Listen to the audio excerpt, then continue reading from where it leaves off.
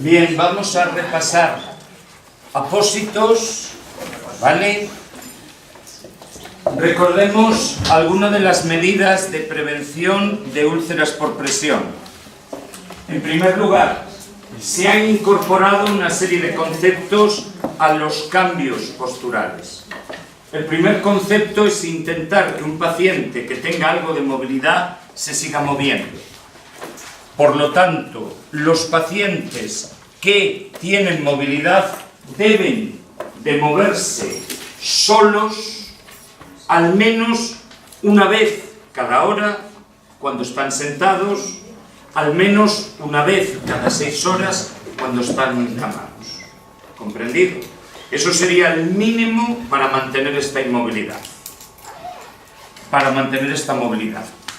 Después, si el paciente es inmóvil, a los cambios posturales se les tienen que incluir movilizaciones pasivas. ¿Comprendido?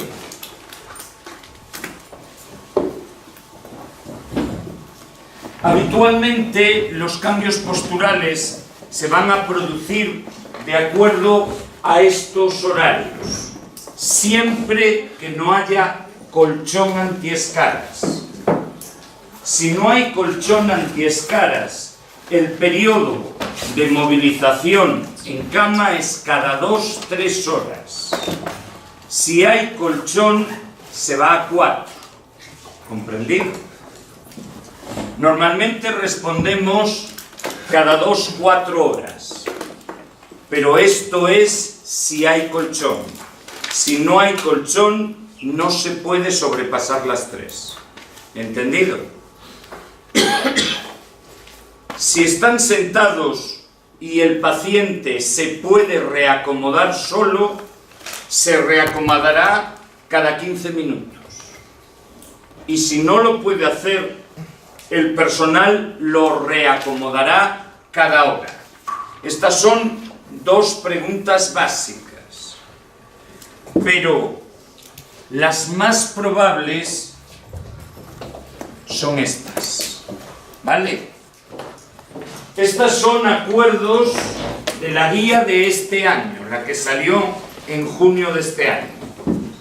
Esto es probablemente lo que os pueda caer o lo que pueda caer en un entorno más difícil. Un paciente con úlceras sacras solo puede estar sentado mientras come. Nunca puede adoptar la postura de sedente fuera de la comida y la cena. ¿Comprendido? Esta es la primera recomendación. ¿Vale? La segunda recomendación es que los pacientes que tienen en el Braden menos de 13 puntos o en el Norton menos de 12 puntos, en un día solo pueden pasarse como máximo 2 horas sentados. ¿Comprendido? De las 24 horas solo pueden estar 2 sentados. No pueden sobrepasar ese horario en ningún momento. ¿Vale? Tercero, para evitar el efecto de cizalladura, la posición de Fowler nunca se elevará por encima de 30 grados. ¿Comprendido? Si elevamos el Fowler a más de 30 grados, disparamos el riesgo de cizalladura. Por lo tanto, está terminantemente prohibido a un paciente encamado con riesgo de úlceras poner el Fowler más alto. ¿Comprendido? ¿Está claro? Es muy recomendable que cuando el paciente descanse en decúbito supino, el apoyo de la pierna, no de la extremidad inferior, de la pierna, sea mucho mayor que el simple talón.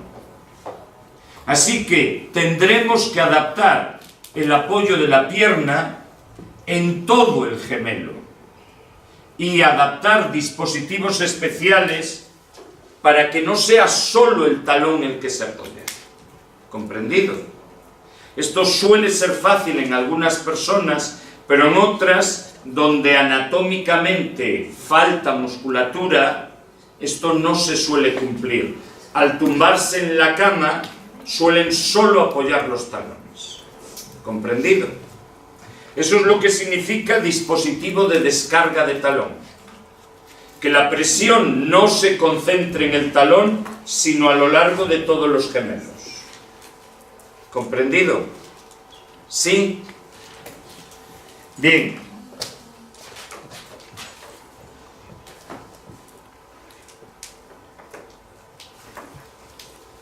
La última de las recomendaciones es que en posición de decúbito lateral no se debe sobrepasar nunca los 30 grados.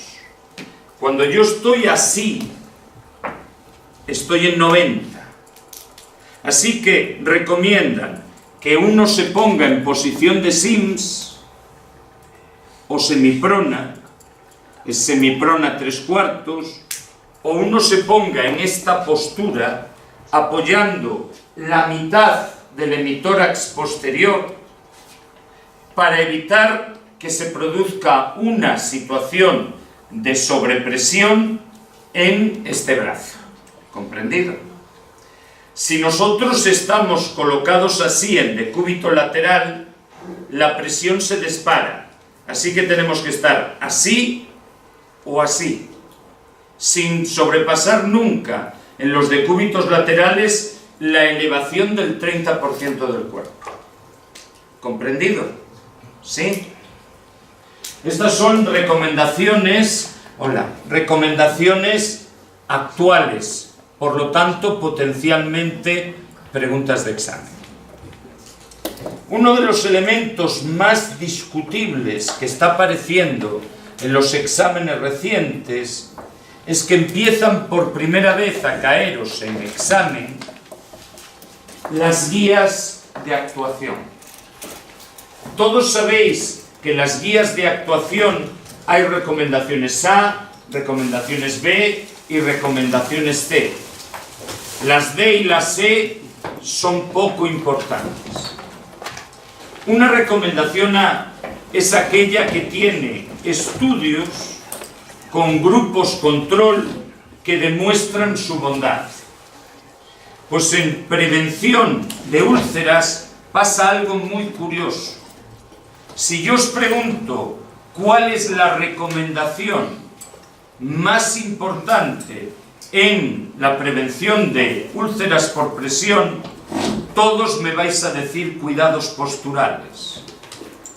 Y sin embargo, no hay ni un solo estudio que demuestre que es lo mejor. ¿Por qué no hay ni un solo estudio? Porque nadie se atreve a hacer un estudio de un grupo con cambios posturales y otro sin él. ¿Comprendido?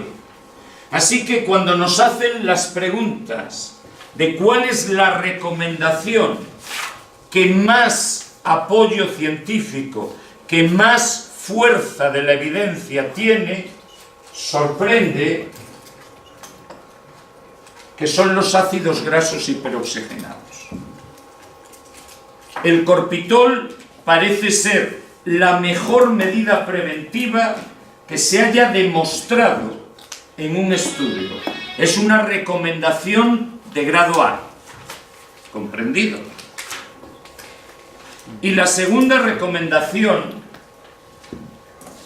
es no masajear zonas hiperémicas. No masajear zonas eritematosas. Estas dos recomendaciones son la primera y la segunda en evidencia científica. Repito, los cambios posturales son solo categoría C. Dicen los expertos que es importante, pero nadie lo ha podido demostrar científicamente. ¿Entendido? Si no nos aclaran lo de evidencia científica, seguiremos insistiendo en los cambios posturales. Pero la mayor evidencia científica en los cuidados preventivos son el corpitol y no masajear las zonas eritematosas. ¿Entendido? ¿Sí? Bien.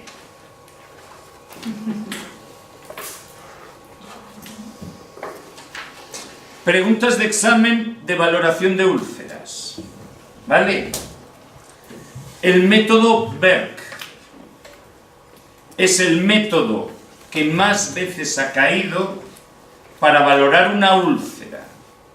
Solo valora el tamaño de la úlcera. En el método Berg cogemos un film de poliuretano, lo adaptamos a la úlcera perfectamente y luego lo llenamos con suero hasta el nivel de enrase.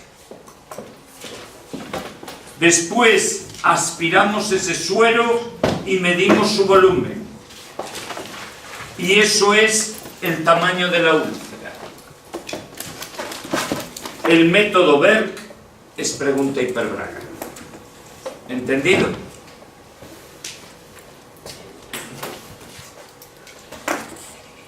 Segundo, en los protocolos españoles ha desaparecido la escala de Bates y Aiello como la escala que describe a las úlceras.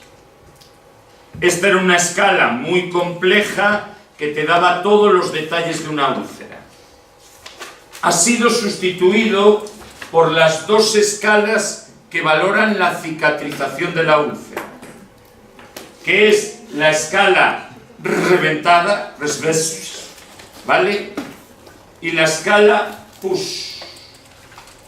¿Comprendido? Resbesh y PUSH. Normalmente el NPUAP no aparecerá. El NPUAP es la organización similar a la GENAUC en Estados Unidos. Pero la escala es la escala PUSH, empujar. ¿Comprendido?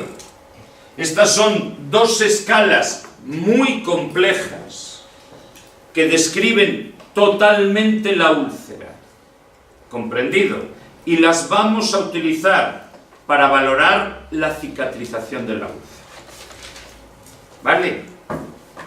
En la práctica son sencillas preguntas de quedar ahí, por si acaso no va a haber aplicación práctica, pero se está produciendo en todas las comunidades autónomas la presencia de escalas no habituales en los exámenes. De repente te sueltan una escala de hemoptisis que no ve nadie, o una escala de disnea, o una escala con nombres raros. Así que conviene que os quedéis con reventado y empujado, ¿vale? Push es empujar, es presionar, ¿vale? Reventado y empujado como escalas de cicatrización. Es más interesante el índice de severidad de Braden. Cuando tenemos una úlcera tapada, realmente utilizar el método de Berg es incómodo. No vamos a quitarle el apósito para medirla. Así que medimos la gravedad de la úlcera cogiendo la máxima anchura y la máxima longitud y sumándolas. Y luego se dividen entre dos.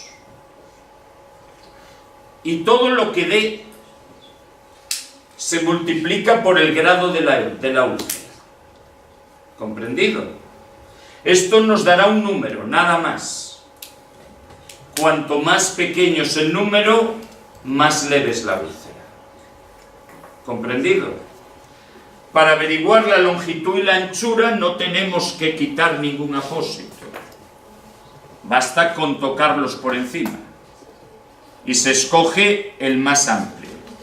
¿Comprendido?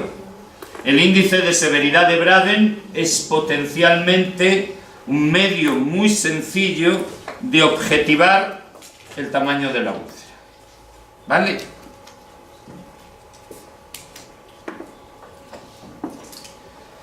He incorporado, porque aparece en demasiados textos, el sistema general que tienen para los anglosajones para recordar lo que se hace con las úlceras, lo que se hace con las heridas. ¿Vale? Se recuerda con acrónimos que normalmente son iniciales de acciones. Acordaros que en Estados Unidos y en Inglaterra el profesional sanitario de enfermería no es titulado habitualmente. Es una persona que entra a trabajar en un hospital como chica auxiliar y va ascendiendo en función de cursos, pero no estudia una carrera para entrar en el hospital. Así que la mayoría de las acciones se están sistematizando con acrónimos para recordar lo que tiene que hacer, acrónimos sencillos, ¿vale? Toda úlcera va a ser tratada mediante el método TIME. La palabra T habla de tejidos no viables, tissue, tejido. Por lo tanto, la primera acción sobre una herida y una úlcera es eliminar el tejido que no es viable, el tejido necrótico. Esto significa, la T engloba la limpieza y el desbridamiento. ¿Comprendido? Eso es lo primero que se hace en toda herida. Lo que nosotros solemos llamar limpieza cuando aplicamos un cepillito sobre una herida aguda, para los anglosajones es desbridamiento mecánico. ¿Comprendido? La I quiere decir infección, infection. La I quiere decir que antes de proceder a cualquier otra actividad después de desbridar, hay que luchar contra la infección. Hay que evitar la contaminación de la herida. ¿Vale? Esto implica la utilización de 3 medidas secuenciales. La primera medida es siempre ante heridas con muy baja infección o con muy baja contaminación, el dipolo limpieza-desbridamiento. ¿Vale? Cuando la herida está un poquito más infectada, se aumentaría la frecuencia de este efecto.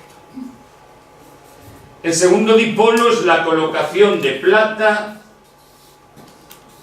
y carbón, que se consideran la medida estándar de lucha contra la infección en una úlcera por presión.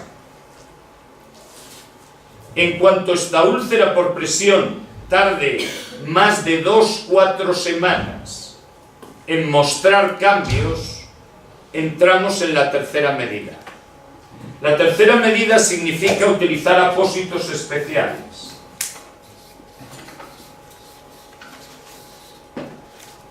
Hay una variedad bastante alta, pero quizás los más importantes son el apósito de yodo y de derivados del cloro.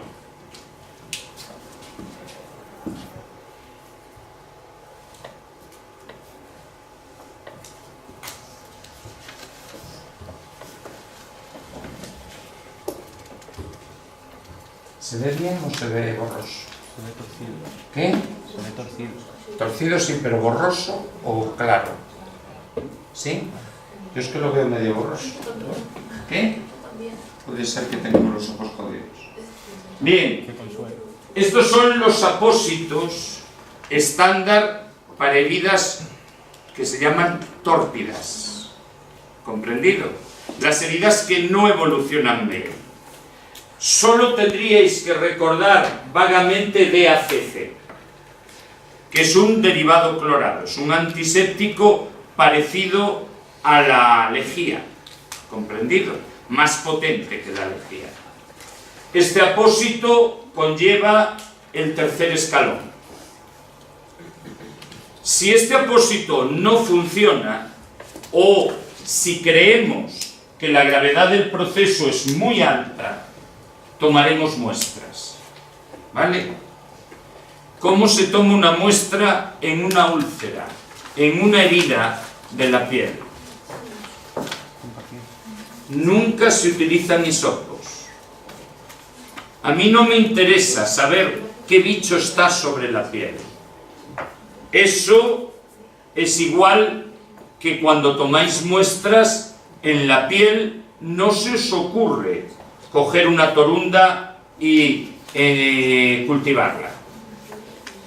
Las muestras en una úlcera se hacen pinchando. Se pincha por piel sana y se ataca el borde de la úlcera.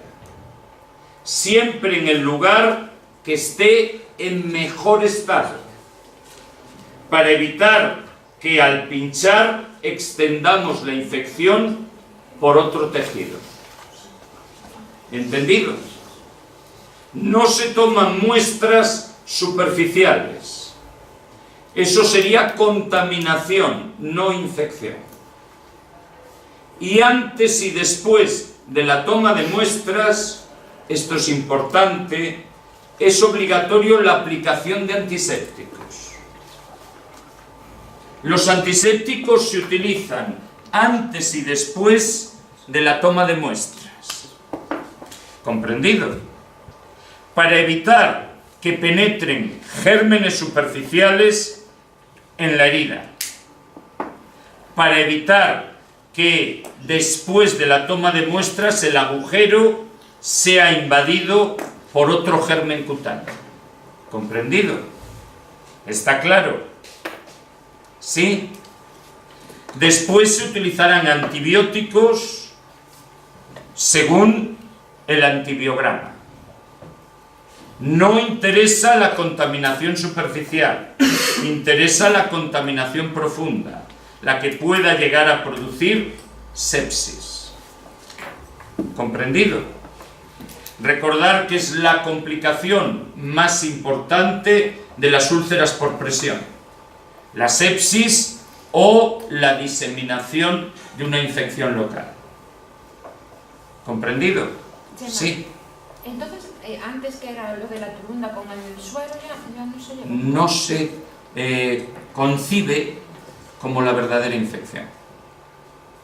Es lo mismo que, repito, tú si haces un estudio de los gérmenes que tienes sobre la piel, el que estén en la piel no significa que sean responsables de la infección. Son contaminaciones. A nosotros nos interesa el germen que penetra a través de los tejidos. Y ese es el que va a estar en el lecho de la úlcera. Entonces, ¿qué haces? ¿Aspirar un poquito? Tú pinchas por un lateral y tomas la muestra con una jeringuilla y una aguja, aspirando, pero del lecho de la úlcera.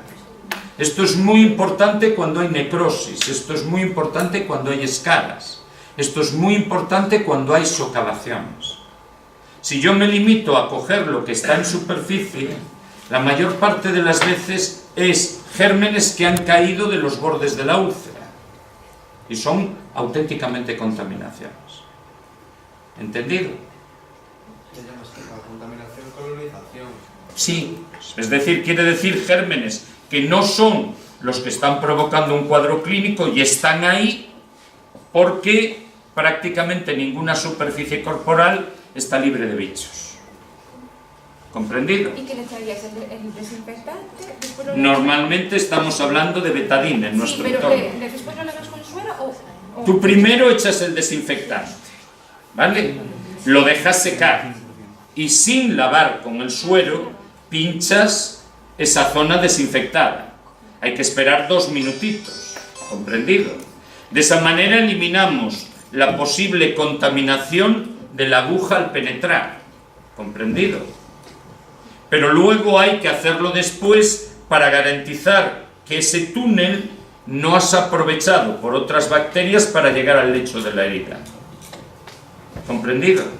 ¿Sí? Normalmente esto solo se hace cuando estamos ante una infección importante o cuando sospechamos que hay algo más potente que la contaminación habitual de estafilococos normales y de gérmenes cutáneos. ¿Comprendido? Bien.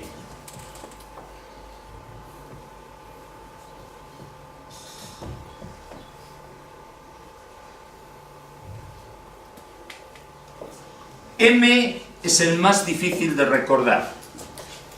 La palabra es exudado en inglés, moisture. ¿Qué pasa? ¿Cómo lo recordaremos? El mosto de la herida. ¿Entendido? Significa que después de eliminar la infección, nos tenemos que preocupar del control del exudado. ¿Comprendido? Esto significa manejar 2 o 3 apósitos, nada más. ¿Vale? Si hay un exceso de exudado, apósitos absorbentes. Si hay un defecto de exudado, utilizar alginato. ¿Comprendido? T, tissue, E, infection, M, moisture. ¿Vale? Y por último aparece edge, que significa borde, que significa filo. Y no quiere decir nada más que cicatrizar. Y para cicatrizar utilizaremos normalmente la cura húmeda. ¿Entendido? Taparemos esa herida que no debería estar contaminada, que no debería tener material necrótico. ¿Vale? ¿Está claro? El acrónimo TIME puede ser perfectamente preguntado, aunque no es habitual en las preguntas de examen. ¿Comprendido?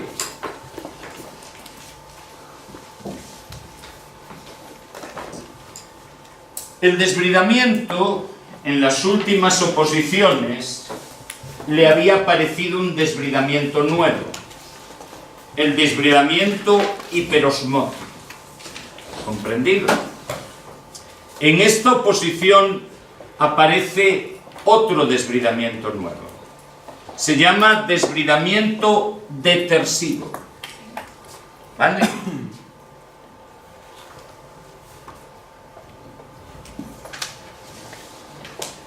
El desbridamiento detersivo, hidrodetersivo, es una variedad que no existía hace 4 años.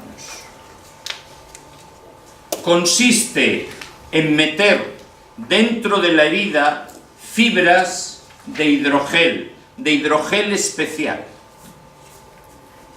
que van a absorber el exudado líquido, solo el líquido, solo los esfacelos, se van a quedar con las proteínas y van a soltar el suelo.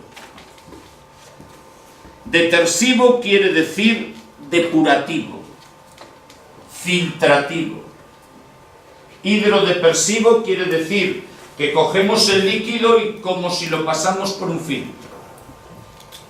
En el filtro se queda el componente proteico, el componente denso del exudado, y vuelve a la herida el componente líquido para aportar humedad.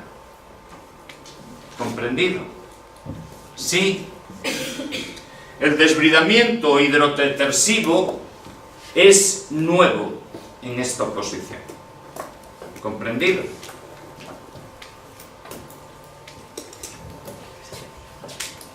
En la limpieza me gustaría recalcar solo 2 o 3 conceptos.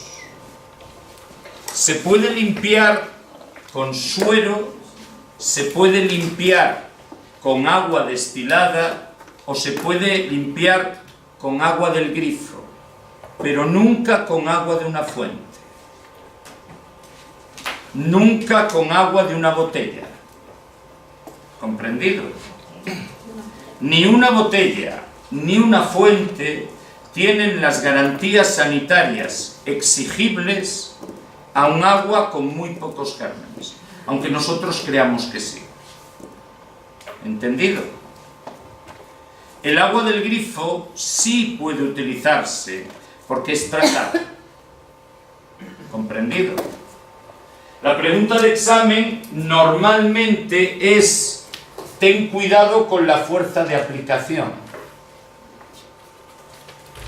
Por lo cual se han estandarizado cuando trabajamos con suelo, que es el método idóneo cuando lo hace un sanitario. Hemos estandarizado el instrumento con el que se lava la herida. Es una jeringuilla de 20 mililitros con una aguja de 0,9.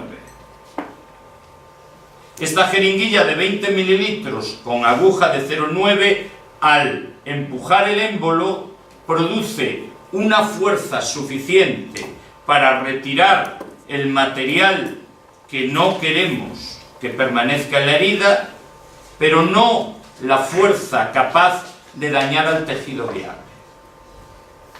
Si utilizamos botellitas de suero fisiológico, la botellita no puede ser superior a 100 mililitros. No podemos usar botellones de medio litro. ¿Comprendido? Esa es la pregunta de limpieza. Pero me gustaría aclarar que la limpieza se completa con antisépticos cuando hay que desbridar de forma cortante. ¿Entendido? Antes y después. Y esto no se hace. Cada vez que incidimos con algo que puede provocar heridas, se debe disminuir la cantidad de gérmenes del lecho de la herida.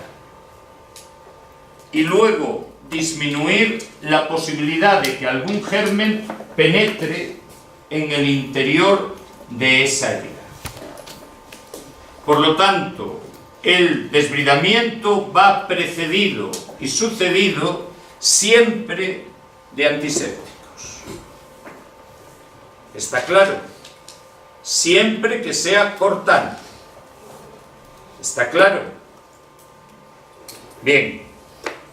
Si alguien ha cometido el error de echar sobre una herida cualquier sustancia, estamos hablando desde silvederma hasta mantequilla o pasta de dientes, que es bastante frecuente en el caso de las quemaduras, se recomienda no utilizar agua y utilizar aceite. Un aceite que tenemos el problema de que tiene que ser estéril. ¿Entendido? El aceite va a permitir la retirada de esta crema sin fricción y por lo tanto sin traumatizar más a la zona de la piel. ¿Comprendido? Por supuesto, nunca olvidéis lo que ya sabíamos, de que después de la limpieza solo se seca la periúlcera. El lecho de la úlcera nunca se seca. ¿Vale? Desbridamientos. Primer desbridamiento. Desbridamiento cortante. ¿Vale? Su gran pregunta de examen es siempre el riesgo de hemorragia. Tenemos preguntas sencillas, de dentro a fuera, de fuera a dentro. Eso todo el mundo sabe, del centro hacia la periferia. ¿Vale? Segundo, tenemos preguntas un poquito más complicadas. Solo se hace sobre úlceras grado 3 en adelante. Desbridar con bisturí una úlcera grado 2 es ineficaz. Las escaras no son habitualmente de grado 2. Las escaras aparecen en las úlceras de grado 3. ¿Comprendido? Todo paciente que vaya a ser sometido a un desbridamiento cortante debería recibir analgesia. Analgesia tópica. Patricia, ¿Cuál es el principal analgésico tópico que conoces? La lidocaína. Y una cremita. Pero eso, la hembra, ese tiene Hembra. lidocaína. ¿Vale? Estamos hablando de lidocaína y benzocaína cutánea. Es increíble la poca utilización de analgesia en los desbridamientos cortantes. En especial en los dementes. En los pacientes muy deteriorados. Como si ser demente significara no sentir dolor. ¿Vale? ¿Entendido? Siempre que os pregunten cuáles son los problemas del desbridamiento, siempre tenéis que poner la tripleta: dolor, hemorragia, infección. ¿Entendido?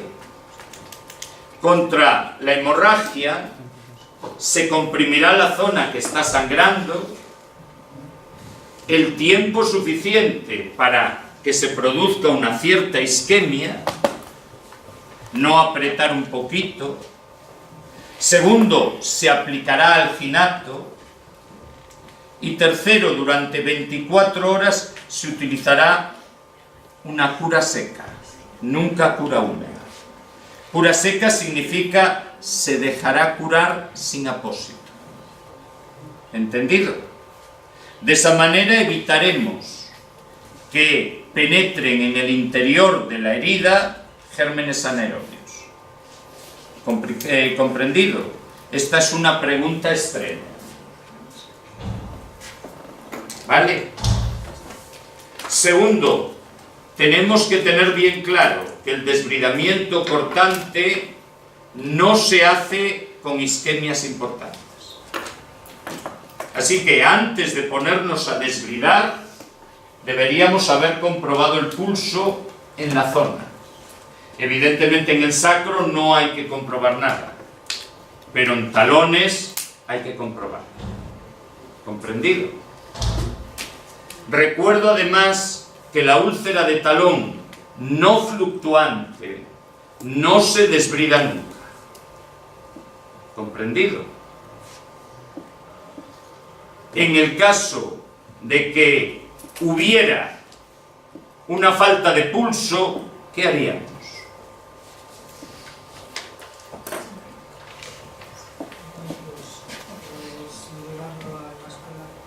Antes tendríamos que hacer otra cosa, porque a ver, llevarlo al vascular es funcional cuando estás en un hospital. Cuando estás en una casa vas a tardar un poquito en que te atiendan. Bien, vosotras soléis llamarlo de una manera muy clara: momificar la úlcera con antisépticos. Meterle betadine hasta que aquello se pudra casi. Esa es la actuación cuando una úlcera que iba a ser desbridada no tiene pulso. ¿Comprendido?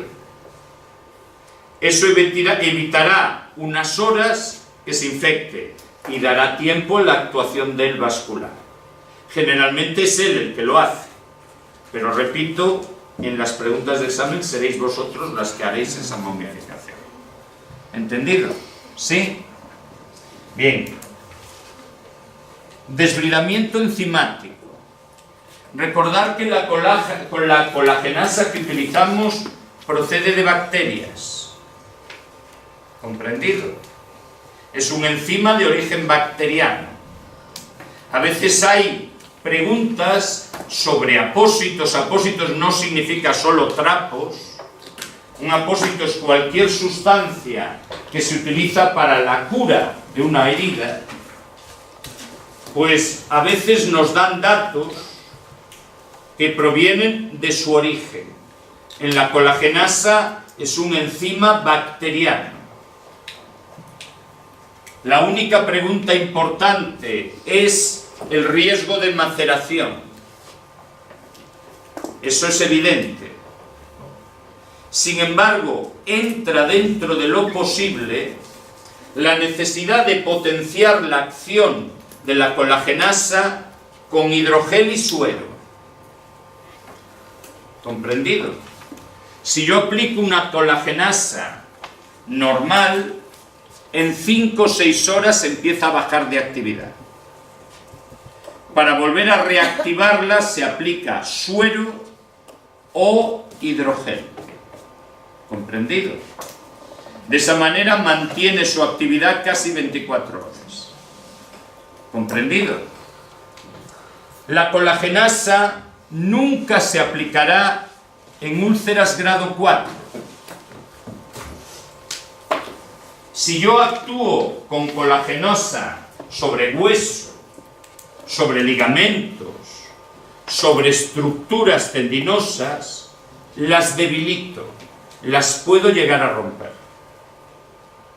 Puedo provocar una osteitis o una tendinitis.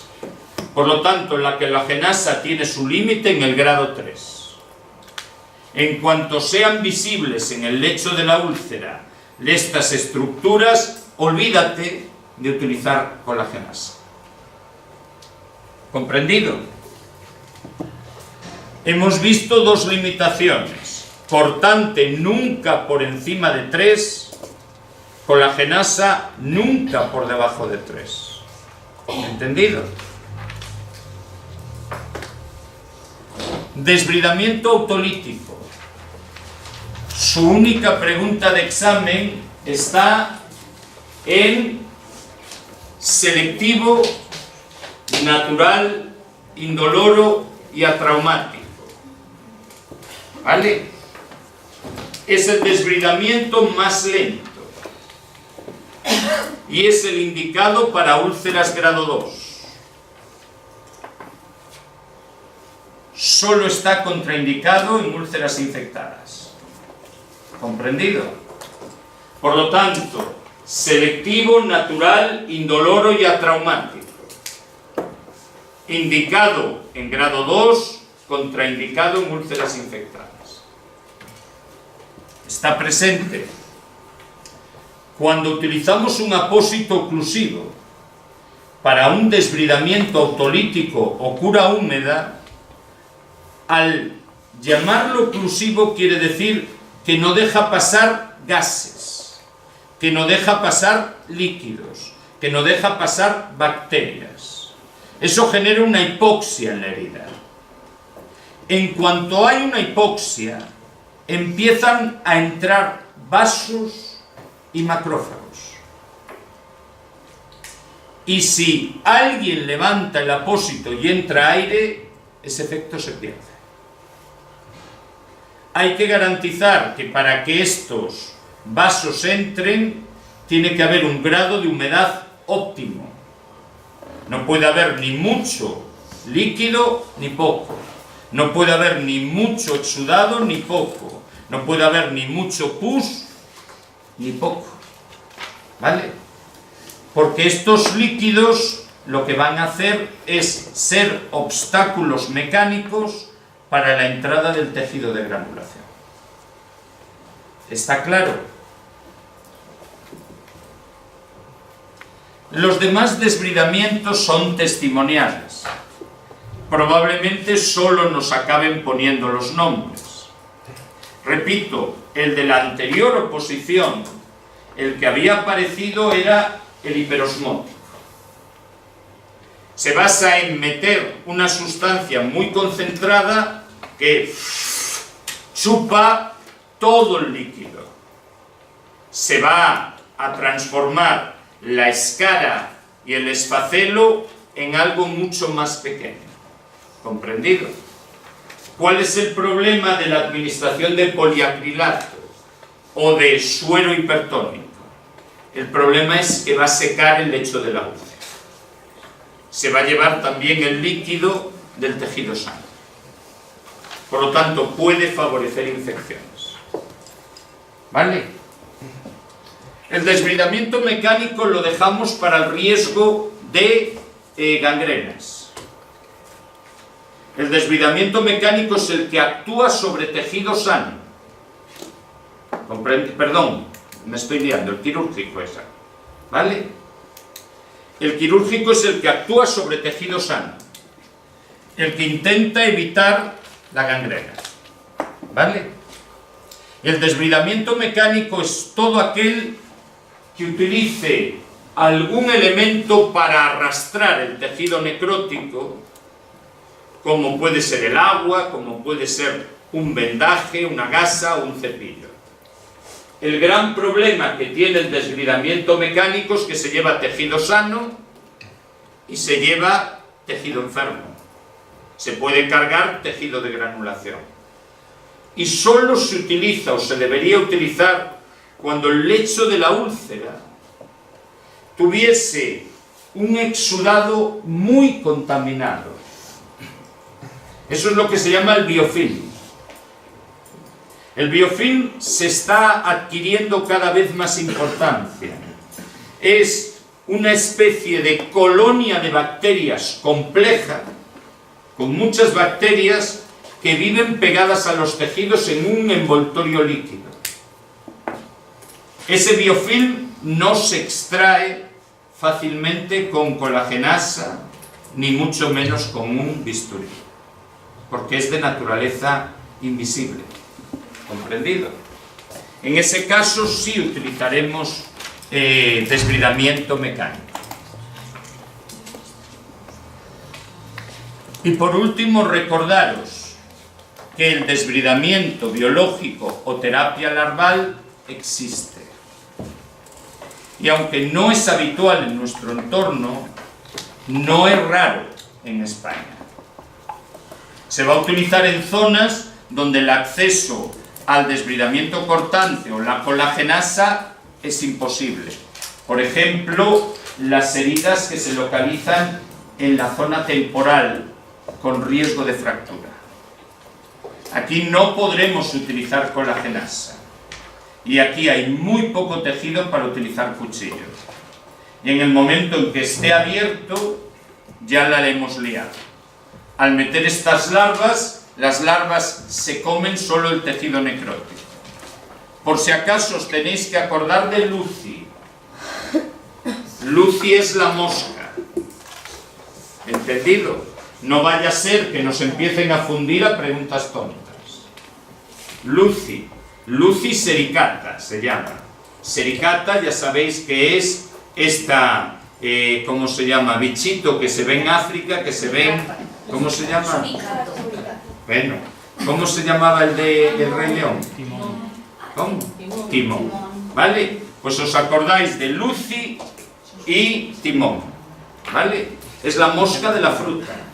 Esta mosca pequeñita que de vez en cuando aparece en nuestros fruteros cuando no los movilizamos lo suficiente. ¿Entendido?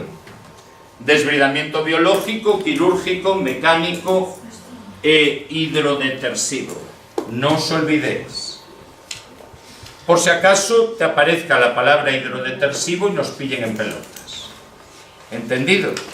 Se hace con fibras de algo más complejo que el hidrogel, pero similar a él. ¿Vale? Y ahora entramos en apósitos. ¿Vale? Los voy a ir nombrando por orden de importancia en el examen. Hay una cierta tendencia de que las preguntas de úlceras por presión se desplacen de la úlcera al apósito. Te hagan preguntas sobre la indicación de los apósitos, no sobre cómo se trata una úlcera de grado tal. ¿Comprendido? El más importante de ellos ya os cayó en este último examen. Os preguntaron cuál era el apósito más hemostático. Y ese es siempre el alginato. El alginato es un apósito que deriva de las algas, deriva del agar-agar. Podríamos entender cómo funciona pensando en lo que hace la maicena sobre una sopa. ¿Comprendido? Cuando echamos agar-agar es un espesante. Al echarlo se va a quedar con el exceso de exudado, ¿vale?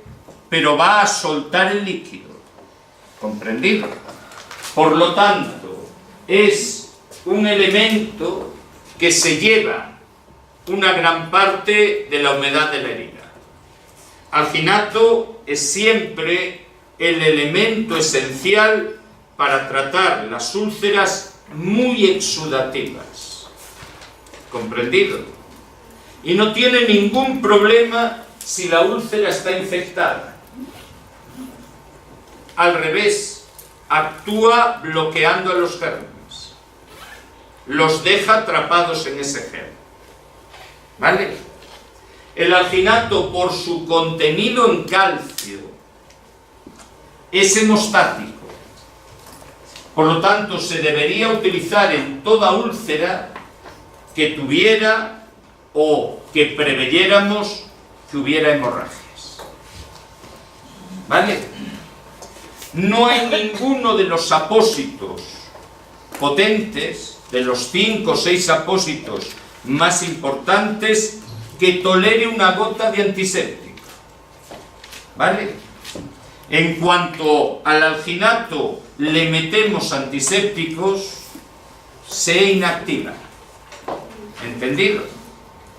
Esto es común a los 5 o 6 grupos de apósitos más importantes. ¿Vale?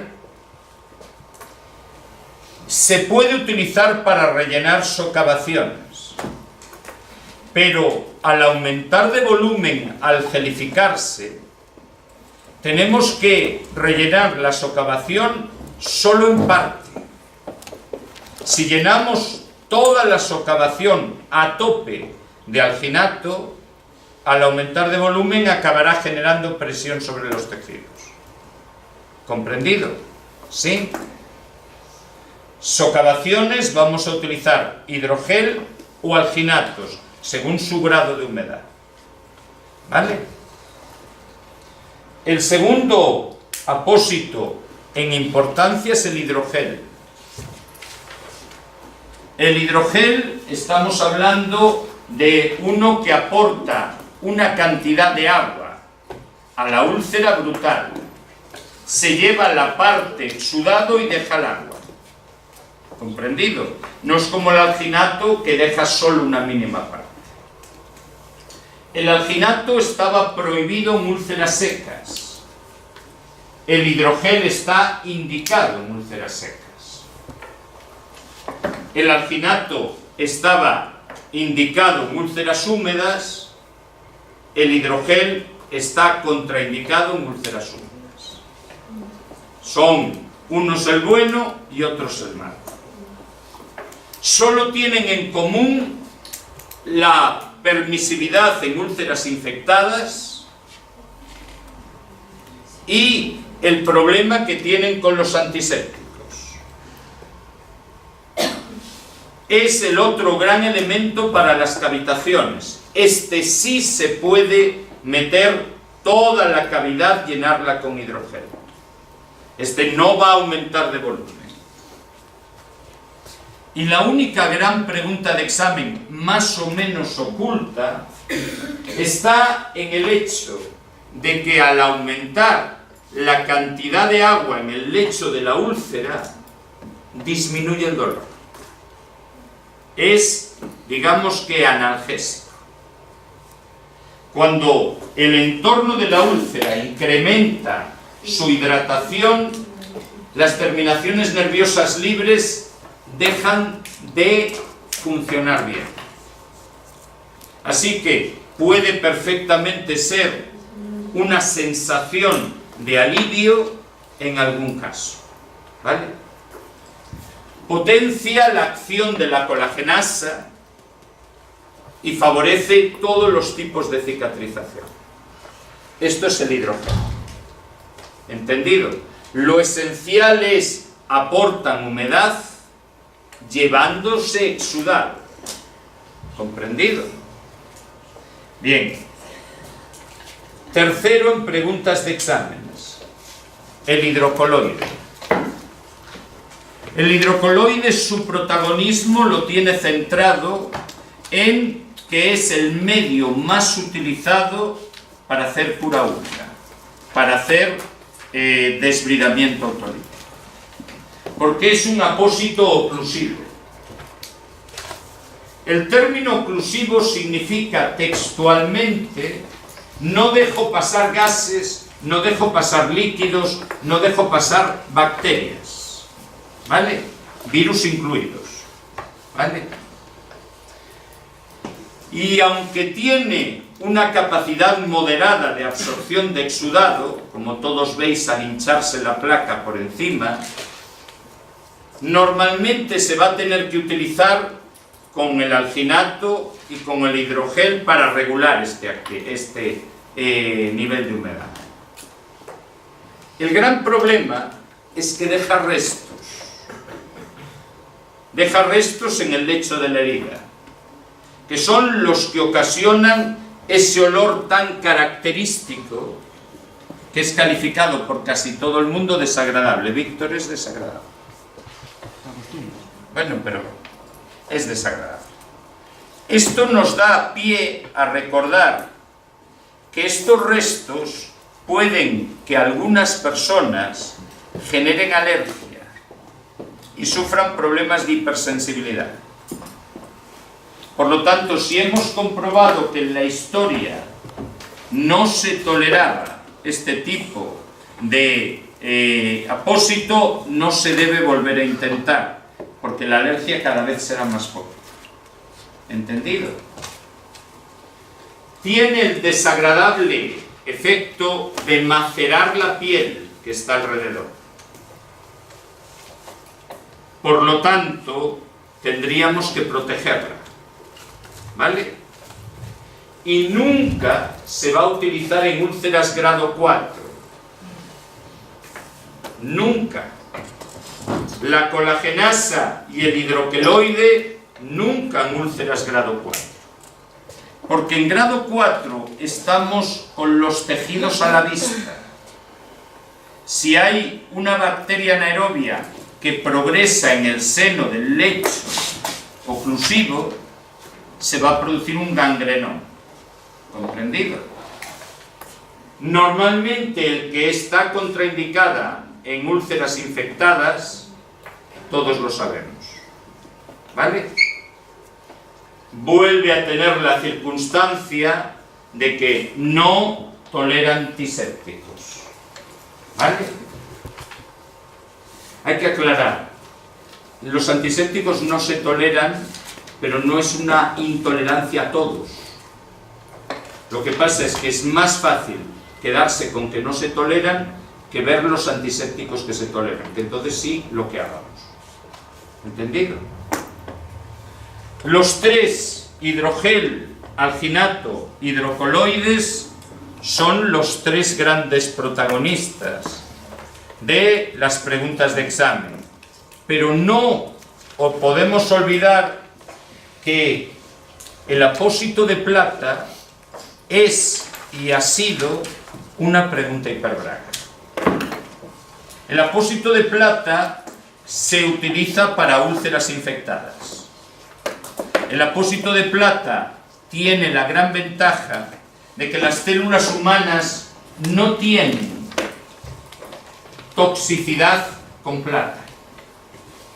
Por lo tanto, solo actúa sobre bacterias. A la célula humana no le produce ningún efecto serio, aunque haya gente que pueda tener un cierto grado de intolerancia. El apósito de plata tiene un pequeño problema. Es es hemorrágico. Facilita las hemorragias. Así que es evidente que no sería una gran idea utilizarlo sobre un lecho con una hemorragia clara. ¿Vale? ¿Entendido? Sí. Lo que va a quelar es los factores de coagulación y te va a permitir una hemorragia. Se queda con los factores de coagulación. La que vende el Aquacel Plata lo vende como hemostático. Ya, pero no lo debemos considerar como tal. ¿Vale? Es decir, probablemente sea más hemostático que los normales, pero no tiene la capacidad del alginato. ¿Vale? ¿Entendido? Y luego los apósitos de carbón. Son medios auxiliares para vencer la infección, aunque su papel haya sido reservado para retener el olor de podrido de la úlcera. pero en general podríamos decir que es un complemento indispensable para úlceras infectadas normales. Su gran problema está en que si recortamos el apósito de carbón, el carbón actúa como si fuera una arena que mecánicamente irrita la úlcera y la va a dañar. Así que nunca se recorta, ¿vale? Y el carbón es importantísimo como potencia la cicatrización del lecho de la úlcera, ¿vale? ¿Está claro? Estos son los 5 grandes apósitos. El sexto ya baja muchísimo de preguntas de examen. Y el sexto son los hidrocelulares, que deberíamos acostumbrarnos a llamarlos espumas de poliuretano, ¿vale? El apósito hidrocelular es el apósito que puede, digamos, ayudar en la cura húmeda como sustitutivo de el hidrocoloide, ¿vale? Pero lo más importante es que disminuye la presión y la fricción, protege de la presión y de la fricción, lo que lo hace utilizable como apósito protector, ¿vale? Y además tiene una capacidad de absorción de exudado muy alta. Así que os quedáis solo con esta frase. ¿Comprendido? Tiene la ventaja sobre el apósito hidrocoloide que sí se puede usar sobre infecciones, pero con vigilancia. Por lo tanto, sí se podría usar, ¿vale? Su papel casi siempre se reserva para que la úlcera no haga todo lo feo. No huela tan mal, no ensucie tanto, no genere fugas. ¿Comprendido? Por lo tanto, es un apósito más de ayuda a los 5 principales que de protagonismo directo. ¿Comprendido? Estos son los 6 grandes apósitos. Si quisiéramos ampliar el círculo para todas las heridas, acabaríamos hablando del apósito de silicona, ¿vale? No hay un solo apósito, por desgracia. Los apósitos de silicona son 3. Dependen de su espesor, ¿vale? Lo que se llama film o lámina de silicona no absorbe ningún exudado. Por lo tanto, tiene que haber un apósito encima destinado a absorberlo. Ese apósito encima, recordar que recibe el nombre de secundario. El apósito de silicona tiene la gran ventaja, todos ellos, de ser los más suaves con la piel.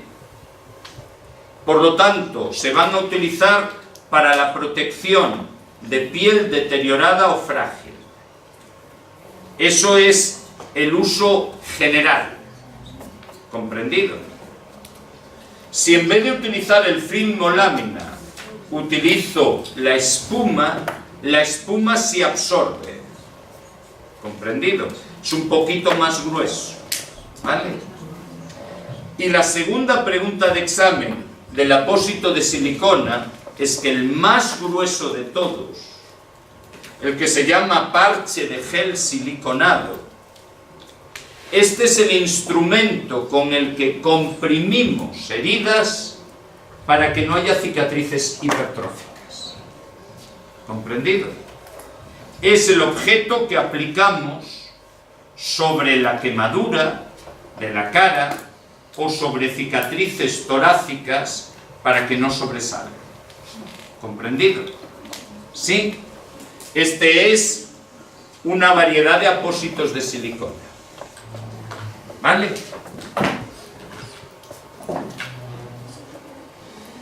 Y por último, los films de poliuretano.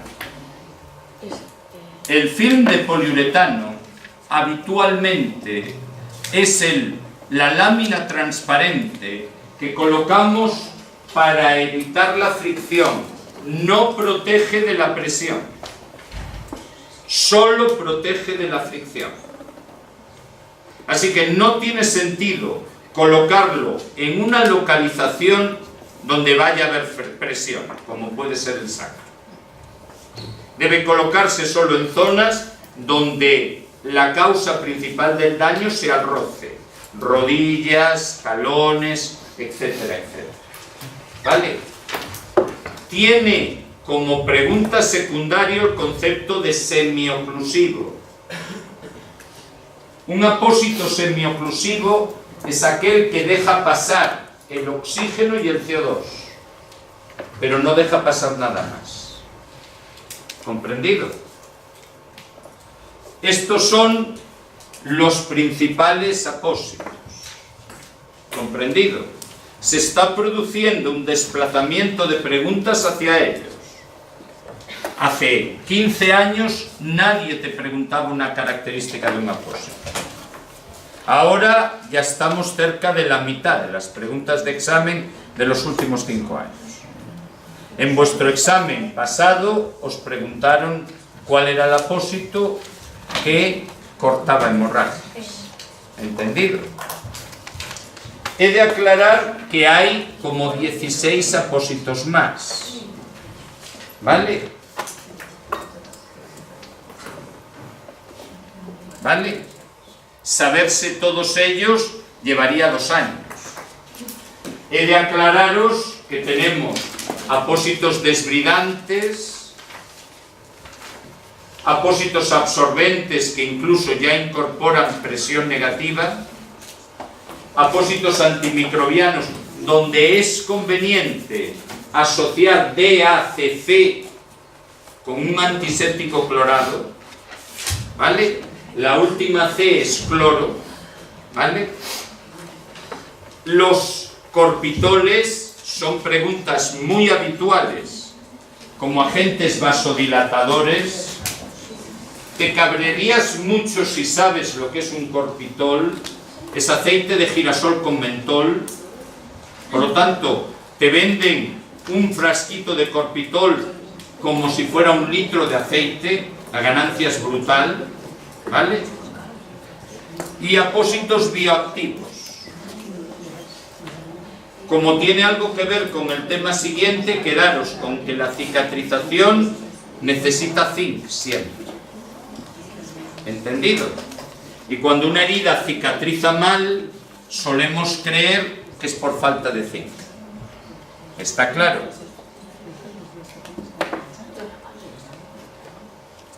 Todo lo demás ya lo vimos. ¿Entendido? Si necesitáis algo más, me lo decís. ¿Está claro? ¿Sí? Creo que el apartado de úlceras serán 15 preguntas de vuestro examen. Si contamos las quemaduras, si contamos el pie diabético, si contamos las úlceras por presión y si contamos el supuesto que puede ser una quemadura, representa casi la tercera parte de las preguntas indispensables para probar. Por lo tanto, el tema de heridas nunca se pasa por alto. Se estudia todo. Que en vez de 15 sean 13, que en vez de 13 sean 17, eso ya es muy anecdótico, pero los cálculos son sobre 15. Porque probablemente sea uno de vuestros supuestos. ¿Qué? Todo. ¿Vale? Es decir, todo lo que hemos metido en úlceras. Es decir, vimos quemaduras, vimos heridas agudas, que también hay que contarlas, vimos úlceras venosas, vimos úlceras arteriales, estas son úlceras capilares, las úlceras por presión las que se producen por daño en los capilares, en la microcirculación, y todas juntas son el tema más importante de la oposición.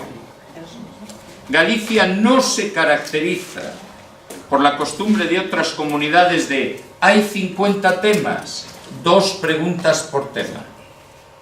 ¿Vale? Eso lo hacen muchas comunidades autónomas. En esas comunidades autónomas lo que cuenta es dominar muchos temas. En Galicia puede que haya temas que no hayan caído nunca en la oposición. De hecho, el tema de informática en toda la historia de las oposiciones gallegas solo tuvo una pregunta, ¿vale? Y fue la de la última oposición, ¿vale? Así que conviene centrarse muchísimo más, ¿vale? ¿Está claro?